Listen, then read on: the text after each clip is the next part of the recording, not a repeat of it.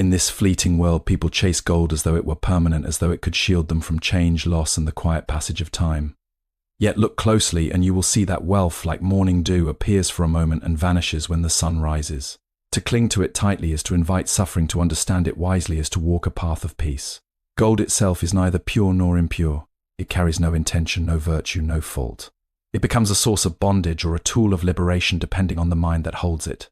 A heart clouded by greed will never find enough, even if mountains of treasure are placed before it. A heart rooted in clarity and compassion will find sufficiency even in modest means. Consider the farmer who sows seeds into the earth. If he keeps all his seeds locked away in fear of losing them, no crop will ever grow. But if he scatters them wisely, nourishes them with care, and trusts the rhythm of seasons, abundance arises naturally.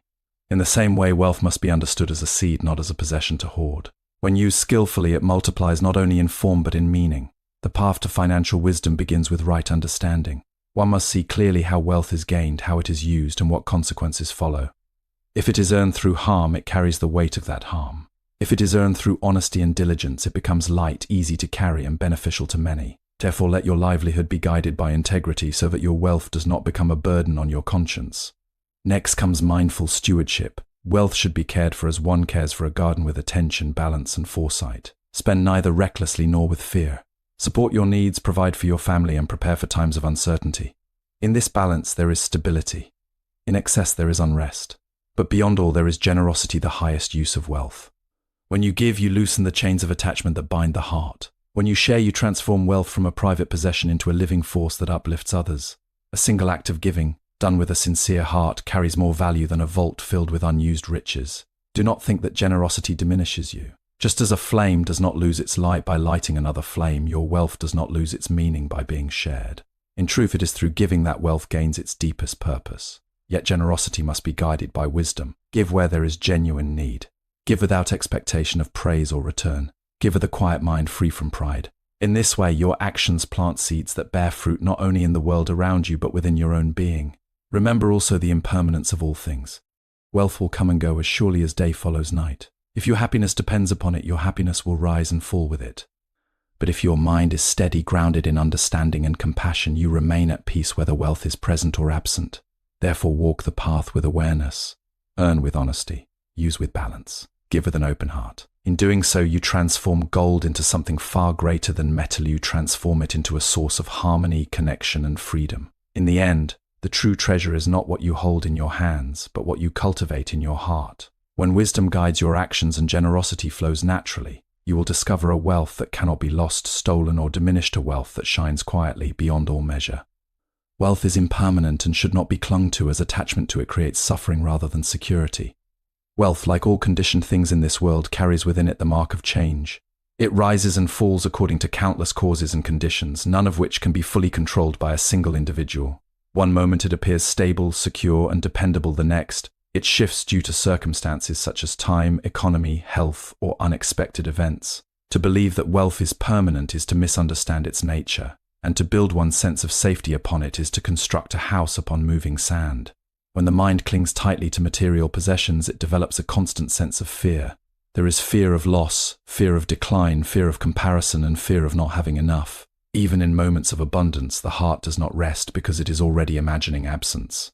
In this way, attachment transforms wealth from a source of support into a source of anxiety. The more one grasps, the more fragile one feels, because everything that is held too tightly becomes a point of tension. Yet if one observes carefully, it becomes clear that nothing in the material world remains fixed. Possessions change hands, fortunes rise and fall, and conditions shift without notice.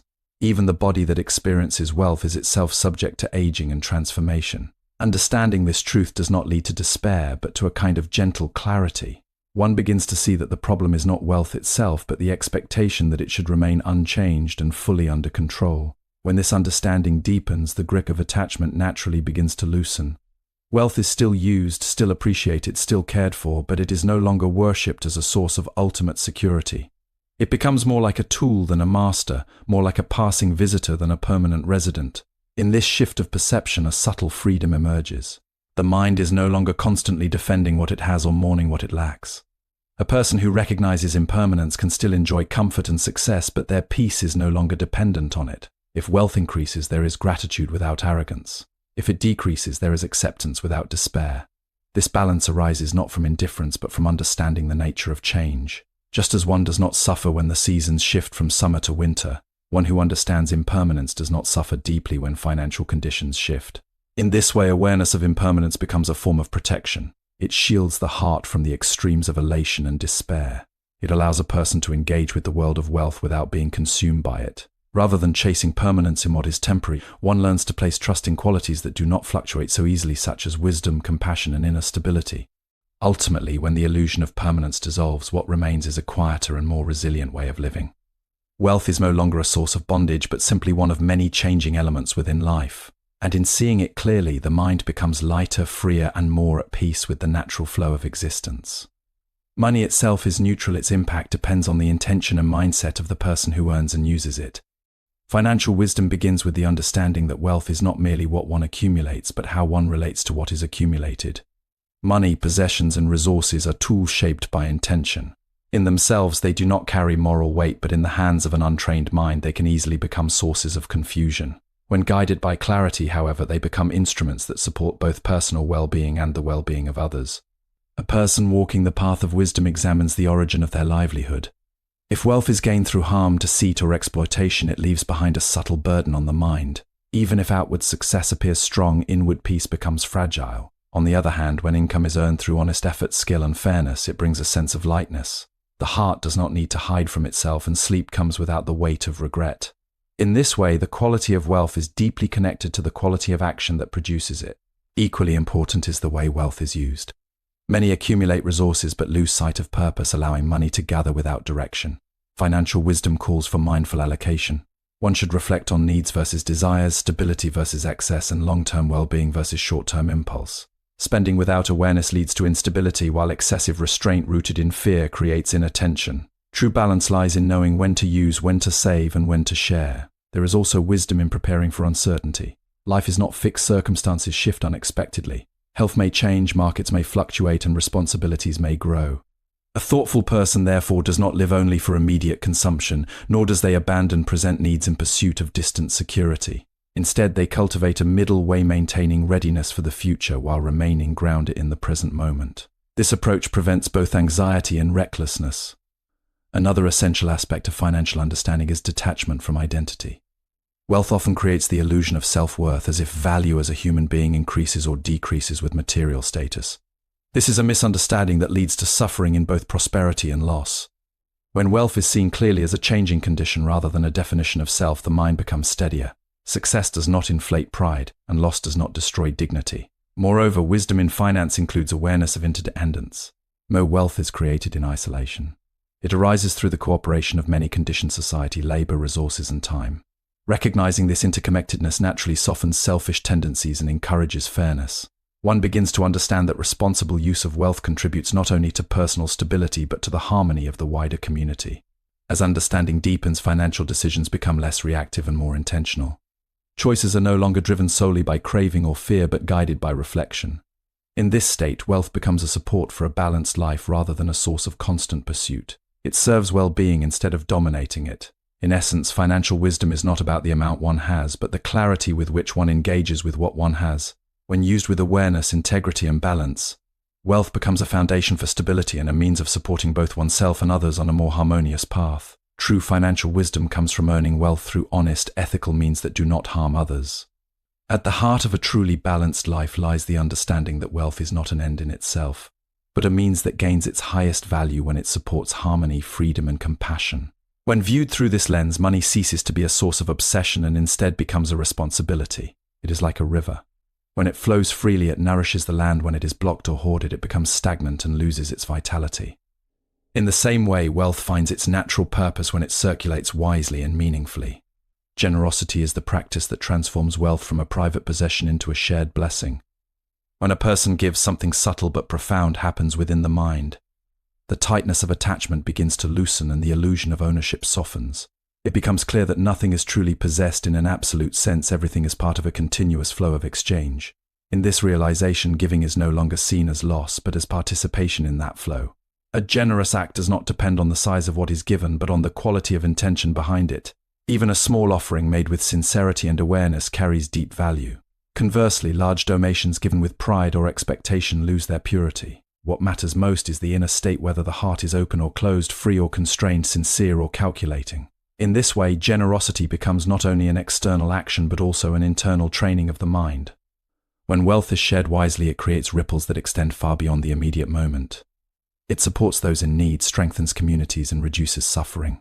But its impact is not limited to the external world alone. The giver also benefits in subtle ways. A mind that practices generosity becomes lighter, less burdened by fear of loss, and more confident in the flow of life. The habitual grip of greed weakens, making space for contentment to grow naturally. However, generosity is most effective when guided by discernment. Giving without awareness can sometimes lead to imbalance, dependency, or even harm. Therefore, wisdom must accompany compassion. One should consider where help is truly needed, how it can be most beneficial, and whether it supports long-term well-being. In this way, generosity becomes not just an emotional reaction, but a thoughtful action aligned with an understanding. There is also a deeper dimension to generosity that goes beyond material giving. Time, attention, patience, and kindness are also forms of wealth. Listening to someone with full presence, offering encouragement, or acting with integrity in difficult situations are all expressions of a generous spirit.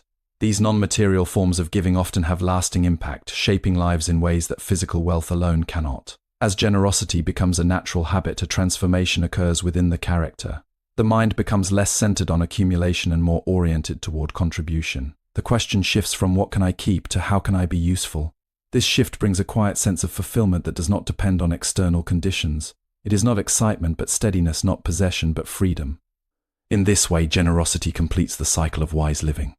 Wealth is earned through ethical means, managed with balance, understood with clarity, and finally fulfilled through sharing. When these elements come together, wealth ceases to be a source of conflict and becomes instead a pathway toward inner and outer harmony, enriching not only one life but many. Wealth should be managed with balance, neither wasted carelessly nor hoarded in fear, but used wisely for stability and well-being. When wealth is seen with clarity and handled with balance, it becomes a foundation for stability rather than a source of restlessness. A wise person does not treat money as something to worship or fear, but as something to understand and manage with care. Just as a skilled traveler carries only what is necessary for the journey, one should learn to carry wealth without excess burden or neglect. Too little preparation creates insecurity, while too much attachment creates heaviness. The middle way brings ease and steadiness. Balance begins with awareness of needs. Many difficulties in financial life arise not from lack but from confusion between needs and desires. Needs are simple and grounded in survival, dignity, and responsibility. Desires, on the other hand, often expand without limit, constantly reshaping themselves after comparison and influence. When the mind fails to distinguish between the two, satisfaction becomes unreachable because desire is always moving ahead of fulfillment. A balanced approach brings clarity to this distinction, allowing resources to be directed wisely. Another important aspect of balance is restraint without rigidity. Some people, in reaction to past mistakes or fear of loss, adopt extreme control over spending. While discipline is valuable, when it becomes harsh or fearful, it creates inner tension.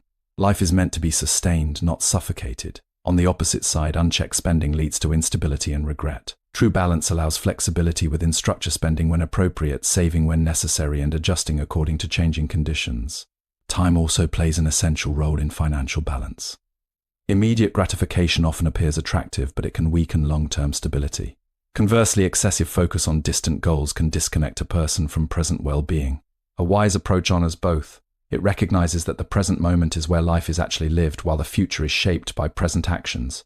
Therefore, decisions are made with awareness of both immediate reality and future consequences, without losing grounding in either. Emotional balance is equally important. Financial decisions made under the influence of fear, greed, pride, or comparison tend to lack clarity. Fear may cause unnecessary hoarding, greed may lead to reckless pursuit, pride may encourage unnecessary display, and comparison may distort contentment. When the mind is calm, decisions become more accurate and less reactive. This calmness does not mean indifference, it means clarity unclouded by agitation. A balanced relationship with wealth also includes acceptance of change. Conditions will not always remain favorable. Income may fluctuate, opportunities may shift, and unexpected events may arise. Instead of resisting this reality, a wise person prepares mentally for it. This preparation does not create anxiety, rather it reduces shock when changes occur. Stability comes not from fixed conditions, but from a flexible and resilient mind. Furthermore, balance extends into responsibility toward others. Wealth is not isolated from society, it exists within a network of interdependence. When resources are used responsibly, they contribute to harmony beyond the individual. This may include supporting family, contributing to community needs, or acting in ways that reduce harm. In this sense, balance is not only personal but also relational. Ultimately, balance in financial life creates freedom. It removes the extremes of anxiety and excess, allowing a person to live with greater ease. Wealth no longer dictates emotional state, and decisions are no longer driven by compulsion. Instead, there is a steady sense of direction where resources are used as tools rather than burdens. In this stability, life becomes simpler, clearer, and more aligned with a deeper sense of well-being. Generosity is the highest purpose of wealth. Giving with a sincere and selfless heart transforms both the giver and the world around them. At the deepest level of understanding, wealth is not merely about accumulation, management, or distribution. It is about transformation. When handled with awareness, it becomes a mirror reflecting the condition of the heart. It shows whether one is driven by fear or guided by clarity, whether one is bound by craving or moving toward freedom. In this way, wealth becomes a teacher, silently revealing the state of one's inner world. The journey toward true understanding of wealth begins when a person stops seeing it as something separate from life and starts recognizing it as part of a larger flow of cause and effect. Nothing arrives without conditions, and nothing remains without change. Income, opportunity, and loss all arise from interconnected factors beyond full control. When this is clearly seen, the burden of false ownership begins to loosen. One participates in life without the illusion of absolute control over its outcomes. Within this understanding, responsibility becomes more meaningful. Actions taken in earning and using wealth are no longer viewed as isolated events, but as part of a continuous ethical pattern. Each decision carries weight, not only in immediate results but also in shaping future conditions. Therefore, mindfulness becomes essential. A person begins to ask not only what will I gain, but also what will this create? And what kind of mind will this action shape? Over time, this awareness naturally softens selfish tendencies. The more clearly interdependence is seen, the less rigid the boundaries between self and others become. Wealth is no longer viewed solely as mine, but as something temporarily entrusted, flowing through many hands and systems. This perspective reduces possessiveness and encourages responsibility. Instead of clinging tightly, one learns to use resources with care, knowing they are part of a shared existence. As understanding deepens, inner satisfaction becomes less dependent on external accumulation. A person may still engage in work, business, or trade, but the emotional dependence on outcomes begins to fade.